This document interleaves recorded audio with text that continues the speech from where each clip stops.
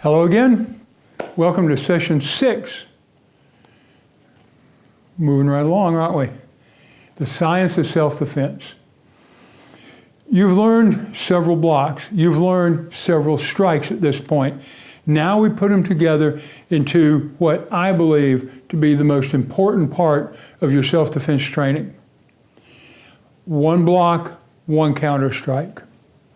Now, why do I believe it to be the most important part? First off, one block and one strike you can keep focused on real easy. If I teach you, for instance, well, there's a self-defense technique that's called 7 swords. And what it looks like is, well, they say, okay, someone punches at you, you've got block, strike to the throat, spear hand to the eyes, spear hand to the ribs. As he bends over, rake this, pivot, chop down, chop out. Now, what do you think the chances are that after the first 2 movements, one block and one strike, his head and body are going to be exactly where you want them to be? It's somewhere between slim, slim, slimmer, and none. Most of the time, none. You just don't know. So we want to spend the greatest amount of our time practicing the moves that are most productive, and that is one block and one counter strike. And the first one we're going to work on today is in the same sequence that we learned the blocks and the counter strike. We're going to talk about stepping back with an inward block, and you've already seen this because I used the block as a reference point to show you the inward elbow strike so that it would give you some perception and perspective on how to throw the elbow strike, right? The guy is pressed hard. He's coming in. We've got an inward block. We've got an elbow strike. Remember, this hand stays up, ready. Now, I told you when we were doing the punch, don't you think of it as punching through a guard or this just being in your way, but because if we needed to after this, as we're coming back, boy, that'd pop out in a jab real good, wouldn't it? Or it could also pop out in a knife. It could do lots of things. That's why we want to have the hand that is not really doing anything right there, doing something. And that is being in a condition of being loaded to explode with something else if necessary. Okay, so for the first combination drill for today, with your left foot, step back, execute a right inward block, then a right inward elbow. Okay, again, block, elbow. Again, block, elbow. Now, before we get going, if it's at all possible, pause me and go get in front of your mirror. We're going to do some more repetitions of this. This is one that is especially valuable in the mirror because when you execute the block on the mirror, you'll see that you're covering the front of your body. You don't want to stop an inward block here, do you? Okay? We want to cover the whole front of the body, and we want to come through with the block. Notice, remember, we're turning in, with the inward elbow. We're turning into it with the hips, the shoulders, and striking through. That inward elbow is going to get to about the center of our body. So use your mirror as that cueing point. Click, turn me off, and I'm back on. Boy, that's almost like a Star Trek time frame, isn't it? Okay. Stepping back with your left foot. You're not looking at me now unless you've got your little phone or your computer sitting down here. Watching your mirror, step back, inward block, inward elbow. Okay, again, inward block, inward elbow. Again, block, elbow. Again, step back and block, elbow. Again, step back and block, elbow. Again, block, elbow. Again, block, elbow. Again, watch yourself, block, elbow. Again, block, elbow. Again, block, elbow. Again. Switch sides. Put your other side forward, okay? Step back with your right foot. Block, elbow. Watching in the mirror, making sure your block gets past your body, and that your elbow gets at least center on your body. Again, step back, block, elbow. Step back, block, elbow. Step back, block, elbow. Watch your mirror. Step back, block, elbow. And again, step back, block, elbow. Okay, relax, shake the tension out just a little bit. How important is this? I keep a book that I've got my training routines in, which I change up every couple of months. And the reason I change them up is I don't ever want to go out into training and having done everything in the same sequence so many times, well, I'm going to block inward elbow, block inward, block reverse punch, block this, block that, blah, blah, blah, blah, blah, blah. You turn your brain off. By making myself look at it and say, okay, on this time through, I'm going to practice stepping back with an inward block and executing an inward elbow. Then I focus, I get myself going here. I see the nastiest, meanest looking guy coming, and then when I take off with the technique, I'm serious about coming around with that block. And each and every time, bang, it's blocked. And when I throw the elbow, bang, bang, each one's blocked. If we spend all of our time walking through things at half speed and able to carry on a conversation with someone else, well, that tells us we've memorized the moves well, but it also tells us that we have not practiced one of them with the kind of focus necessary to down an attacker. Now, sometimes you will be attacked by a person that is shorter than you are, but when that happens, he's also usually heavier. Very seldom do you get attacked by a person that is smaller and weaker than you. They'd have to be even more stupid than they are to start off with, okay? So you've got to have every bit of explosiveness on those techniques when they're executed. The one block, one counter. One block, one counter, regardless of what the counter is, and whether it's an inward block or an outward block or whatever, is the most important one. In my training book, where I keep a log of how many I've done, how many of these I've done, how long it took to do how many of them, which turns it into a good cardiovascular workout. You just, bring out your computer, make yourself a little training page on Excel, list what you're going to do, list the date, how many times you did it, how long it took you to do it. It's a really good reference point. I've got those logs going back 20 or more years. It's valuable.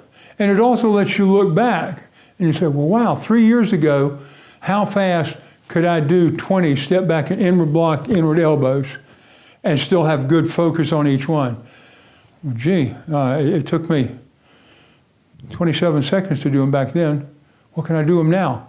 You just issued yourself a challenge. It's a good motivational tool. If it's not, it should be. Make it one. I know that sounds blunt, but I'm here to help you get better, not to entertain you, all right? Okay. After the inward elbow, we talked about the knife hand strike too, didn't we? And to a small degree, we used the fighting stance and the inward block as a reference point for it. Now, the emphasis this week is on stepping back with the inward block, turning the hand over, and executing a knife hand strike. Block, strike, recover. Okay? Block, strike, recover. Just like that. You remember how they go, right? Block, strike, recover. Block, strike, recover. Before you get in front of the mirror, I have been asked, well, don't we need to make sure that this foot is on the ground before we hit with an inward block? Or any other block for that matter? And the answer is, it would be nice if you could be anchored. But rule number one of White Tiger is don't get hit. And if he has come out of nowhere around the corner and here's a fist coming at my face, if I'm only this far back, I'm still going to try to deflect it. Now, if he's a really big, strong guy and I hit him with an inward block when I'm standing on one foot, it's going to knock me a little bit off balance. But I can recover my balance. I cannot recover from having my hand sitting here when his fist hits my face. I'm going to sleep. I will meditate in the prone position. It's over. So the block has got to be the emphasis of it. It's nice if you can get the foot down in time, which means we've got to practice with speed. We don't want to go, step, bang, in a fast block. We want to go step fast, block fast. So that's to answer the question that maybe you haven't asked yet, but you would have within a week or two. Okay, so for the knife hand strike, get in front of your mirror, face off on the mirror, put the computer next to you if you want to. We'll call it to my cadence. Okay? step back with your right foot, inward block, knife hand. Okay, again, block, strike. Again, block, strike. Again, block, strike. Remember, the blocks are just under eye level. Block, passing the whole body, strike. Knife hand strikes going to the throat. Again, block, strike. Again, block, strike. Again, block, strike. 350 of them. Let's do it with the other side. Put your left foot back. With the step, inward block, strike. Inward block, strike. Inward block, strike. With these, I bet you're getting some speed going by now, but make sure you keep the accuracy first. Speed is good, but it's got to hit the target to be of any value. Okay? Step and block and strike. Step and block, strike. Step and block, strike. Step and block, strike. Keep going. Step and block, strike. Step and block, strike. Step and block, strike. Eye on the target. Step and block, strike. What's the magic number? 350. Oh, goodness. We did an NWL, we did a knife hand. What other hand technique did we do? Reverse punch. Exactly. Exactly. Step back. Now, why would we want to use a reverse punch instead of an elbow? Range is the biggest reason. Okay, elbow gets this far, reverse punch gets this far. Why would we use one instead of a knife hand? Because a knife hand will get pretty much as far, but it doesn't quite have that same penetrating power. The only downside of using a reverse punch is you have got to have that foot anchored on the ground before you throw it. Should not be a problem unless you're standing on a skateboard. We said when you're stepping back, the block is more important than having this foot anchored, but you've got to get it anchored before you come with the reverse punch. Why did I just spend all that time? Because if you get knocked a little bit off balance, when you are going to counter with a reverse punch, notice my foot, if it got knocked back into here, I can't really do a good reverse punch to there. I can't wind up, can I? Okay? So try to land in a good, full, open stance. Well, what happens if you don't? Here, shift this foot more to the side, open, and slightly forward as you're punching. Now, what does that do? Well, it opens it up so you can turn into it, and that shifting it forward turns it into a similar benefit to the lunge punch in that your body is moving forward when it hits.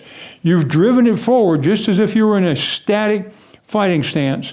This rear leg shoved it forward, but this foot cooperated by reaching with it. You made a very powerful punch even more powerful. Once again, that's to answer a question that may come up in your mind. For practice for your next 350 times, I would like you to make sure that your stance is correct so that you don't have any other variables and you can punch back through it, okay? With your left foot stepping back, punch, and recover. Okay, again, back, punch, recover. Okay, notice on the recover, it's not just the hand recovering, the whole body recovers. We don't want to be left standing here like this with all these targets open. Not a good thing to do. Okay, find your mirror. Step back with your right foot. Execute a left inward block. Execute a right reverse punch, solar plex high. Make sure your shoulders and hips are turned into it. Make sure you're thrusting with your real leg. Make sure your front knee has bent just a little bit as you're thrusting with your real leg. Remember that dives forward. You put a little more forward motion into it, but most importantly, it keeps you at the same height. Okay, again. Okay, step back, inward block, reverse punch. Again, to your mirror, your target. Be seeing the target. Step back, block, reverse punch. Step back, block, reverse punch. Step back, block, reverse punch. Step back, block, reverse punch. Step back and block, punch. Step back and block, punch. Recover up quickly. Step back and block, punch. Step back, block, punch. Don't forget to recover all the way. Step back again. Step back, block, punch, recover, and back. Okay, again. Block, punch, recover, and back. Again. Block, punch, recover, and back. Okay? All the way to your target. Bang, bang, bang, back. Okay? Good. On the other side, a couple more times. Ready? Step back, block, punch, recover, step up. Step back, block, punch, recover, step back up. Block, punch, recover, step back up. Block, punch, recover, step back up. Block, punch, recover, step up. Block, punch, recover, step up.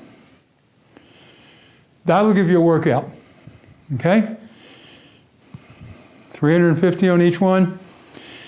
On your next lesson, we're going to get some interesting combinations going for you. I think you're going to enjoy it. Thank you for being here. I look forward to seeing you next time.